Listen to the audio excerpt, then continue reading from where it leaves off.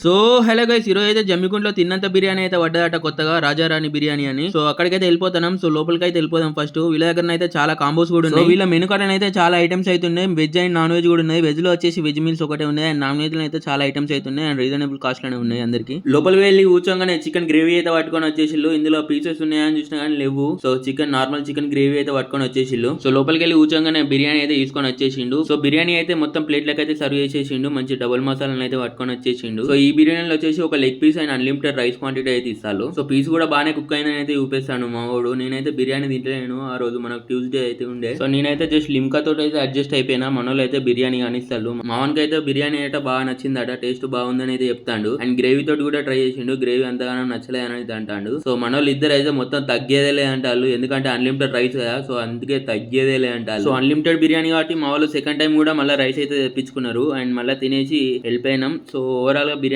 అయితే ఓకే ఉంది. మీరు ఎప్పుడైనా ఈ బిర్యానీ అంటే కామెంట్ చేయండి, అండ్ మన ఛానల్ ఎవరైనా ఫస్ట్ టైం చూస్తున్నట్టయితే లైక్ చేసి ఫాలో చేసి సబ్స్క్రైబ్ చేయండి.